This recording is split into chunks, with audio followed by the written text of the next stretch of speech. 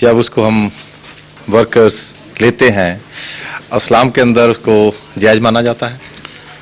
میں عرض کرتا ہوں، جہاں تک اسلامی ممالک کا تعلق ہے یا عام علماء کا تعلق ہے، ان کے نزدیک اس سوال کی کوئی اہمیت ہی نہیں.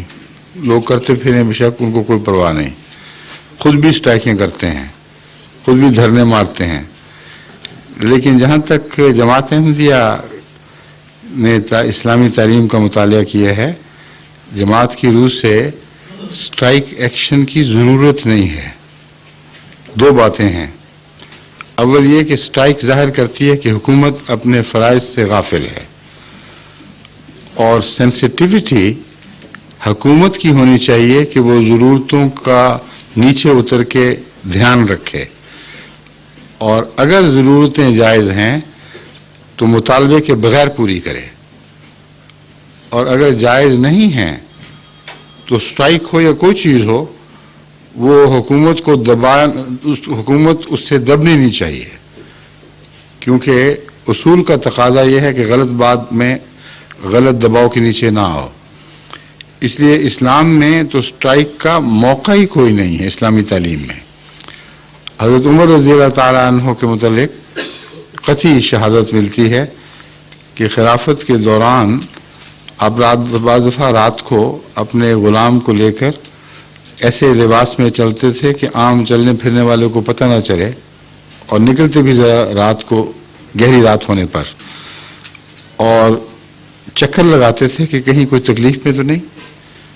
گھروں کے پاس سے گزرتے تھے، اندر سے اگر کسی کی دردناک چیخ آتی ہے، کوئی تکلیف میں ہے، تو فوری اس کا ازالے کی خود کوشش کرتے تھے. اب یہ تو ممکن نہیں ہے اس دور میں کہ ہر سربراہ خود بڑے بڑے ملکوں کی ہر گلی کے چکر لگائے، لیکن خدا نے اسی حد تک سہولت بھی تو دے دی ہے. اب تو جاسوسی کا نظام اتنا ترقی کر گیا ہے کہ گھر بیٹھے رائل فیملیز کے اندر کی باتیں لوگ معلوم کر لیتے ہیں، جو بدنیتی سے کرتے ہیں.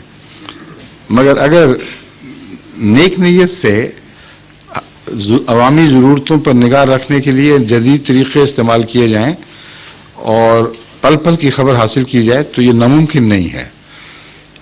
اس لیے اصول وہی ہے کہ حکومت حساس ہو ان لوگوں کے لیے جن لوگوں کے اوپر وہ نگران ہے.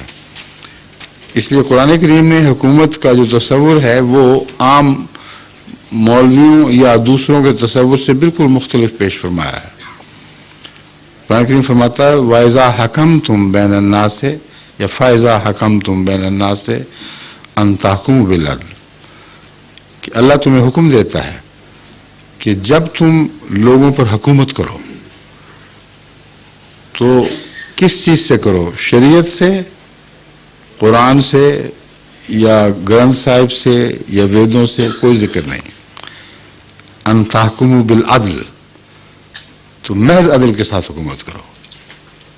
کوئی مذہب، کوئی اور نظام تمہارے پیش نظر نہ ہو، نہ پارٹی پالیٹکس، نہ کچھ اور محرکات، بلکہ کامل جسٹس، ایبسولوٹ جسٹس. اس کے سوا حکومت کا اور کوئی نظام نہیں ہے جو قرآن کریم پیش کرے. اور اگر ایبسولوٹ جسٹس ہو جائے تو پھر اور چاہیے کوئی نہیں، کچھ نہیں.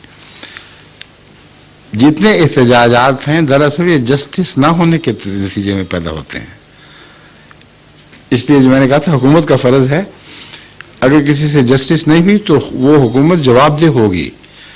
یہ دوسری بات ہے جو اسلامی حکومت کو، اگر وہ سچی اسلامی حکومت ہو، ایسے حالات قائم کرنے پر مجبور کرتی ہے کہ عوام کو احتجاج کی ضرورت پیش نہ آئے.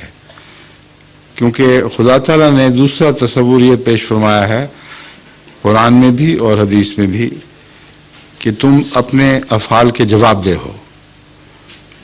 اور آن حضرت صلی اللہ علیہ وآلہ وسلم نے تو یہاں تک فرمایا کہ ہر گھر کا سربراہ اپنے زیر نظر خاندان کے معاملے میں خدا کو جواب دہ ہے.